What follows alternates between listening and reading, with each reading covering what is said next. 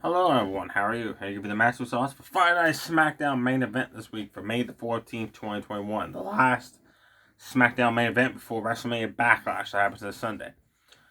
SmackDown this week, 4 matches, 50-50. Some were good, some were terrible. Dolph Ziggler faced Rey Mysterio one-on-one with Bobby Roode and Dominic at ringside, which I like. They did not get involved all during the match. Rey Mysterio couldn't do nothing. Dolph Ziggler countered every move Rey went for. Rey did manage to hit the running splash to the outside, followed up by a top rope senton drop and a nice DDT off the ropes. But he kept going for the 619 twice, and Dolph Ziggler counted both of them. Once with the Famouser, the second time the super kick. And like every time Rey would go for like a top rope move, or a springboard off the ropes, Dolph Ziggler would take him down with a head knock, or arm drag takedown, or powerbomb down. But it was a slow-paced match. It dragged on. I wish it was more more fast-going, pace-going. Rey Mysterio won the match with the same kind of pinfall maneuver Dominic pinned Dolph with last week. Rey did the same kind of pin to Dolph this week. After the match, Bobby Roode tried to get a few cheap shots in, but Dominic Mysterio stopped him. The women's tag team titles happened. Tamina, Snuka, and Natalya took on Nia Jax, Shayna Baszler original at ringside. Awful, terrible match. It was just, oh my god, it was awful. And it started off with Nia Jax and Tamina. That was the worst mistake for the first two to start it off. Tamina Snuka did the worst chops I ever seen. Like Ric Flair, when he used to do the chops, it had impact. Her chops were just pathetic to watch. And she, of course, chopped Shayna Baszler into the corner. Natalya Irish whipped her into Tamina, which Simone dropped Shayna Baszler. Nia Jax, Simone dropped Tamina into the barricade outside the ring. Then basically Tamina just does what she does best, which is take a nap outside the ring, go to sleep. The champs dominate Natalya, and not once did they try to pin her. They just kept working on her. So Tamina finally gets back up into the ring, tags in, starts cleaning the house. She headbutts Shayna Baszler, kicks her off the top rope. Then Nia Jax gets up on the top rope to take down Tamina. She headbutts Nia Jax down. Then Nia Jax grabs Natalya coming and hits the Samoan drop on Natalya. Then she just lays there.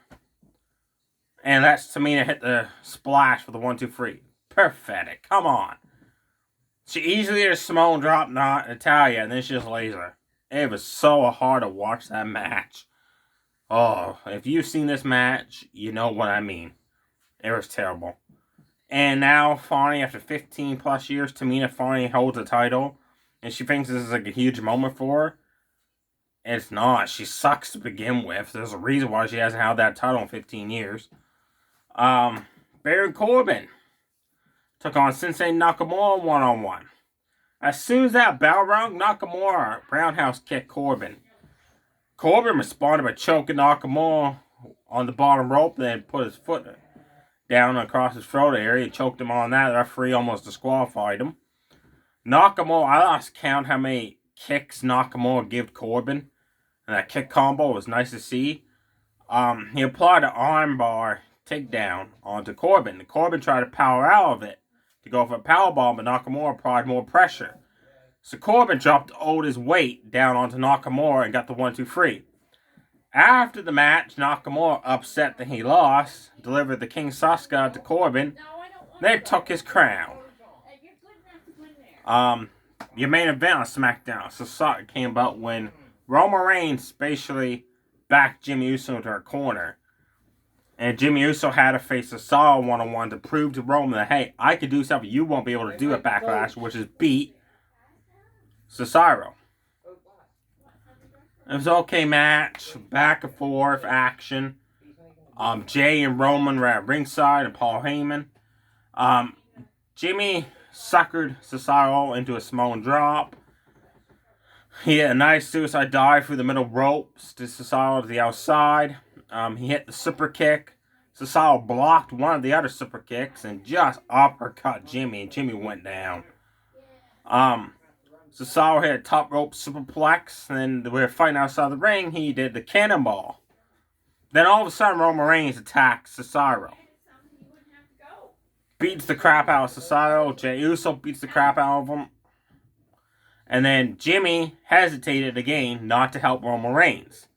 But when Cesaro started fighting back and beat up Jey Uso, Jimmy got involved. But 2 weeks in a row, Cesaro was the one left standing tall.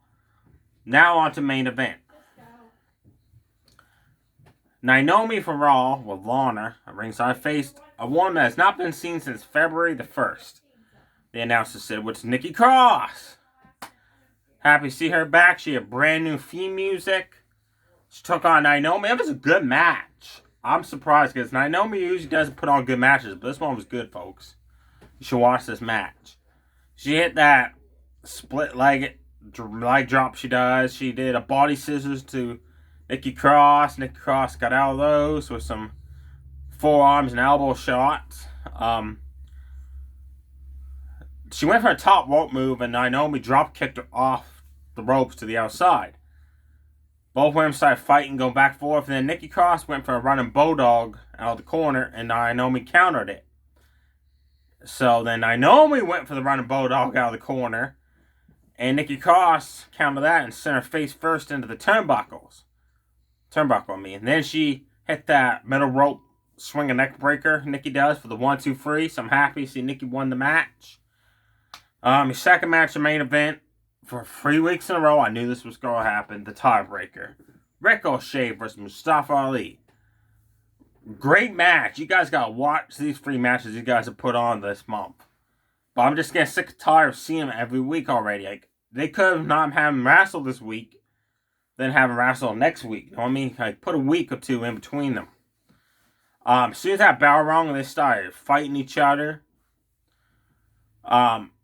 Ali jumped off the top rope, grabbed a hold of Ricochet, and just floored him with a powerbomb. Ricochet hit a nice roundhouse kick. At one point, Ricochet did a top rope swinging neck breaker. That was amazing to see. Ali just kicked out. Then Ali grabbed a hold of Ricochet when he was on the top rope and hit a overhead belly suplex, and both men went to the outside of the ring. And you could watch when Ali's back of his head hit the concrete, it just whiplashed. And the referee ended up counting both of them out because none of them could continue. So you know there's going to be a rematch against these guys. But like I said, it better not be next week. It better be like the week after or the week after that. There you have it. Definitely check out Corbin versus Sensei Nakamura, Cesaro versus Jimmy Uso, and both of the matches on main event. The women's tag team title match, that's pretty good match if you want to have a nap. And Dolph Ziggler Mysterio was good, but it just wasn't fast paced. Now time for Superstar Trivia. This WWE Superstar, I was a huge fan of her. When she first came into the company, it was news good. She was teamed up with a tag team. She used the same last name as they did. Then she ended up teaming up with a certain superhero. Not saying who. She changed her name. Then she finally dropped that gimmick and just went being herself. Ended up becoming a multiple-time Women's champion. She put on very good matches against Trish Stratus and Lita and Victoria and Ivory. There was a match at Survivor Series 2002, 2003. Can't remember which year it was. It was the year when Stone Cold Steve Austin's team, if they lost, he was gone for the WWE. She put on a really good match to defend that title. She had a really good feud with Gail Kim. That was amazing to see. And she always likes to do a merry-go-round off the top rope. So comment below who you think it is I'm talking about. On my next video, which will be, I'm not sure when that will be, I'll give you the answer to who I'm talking about. Stay safe, everybody. Too sweet. Bye.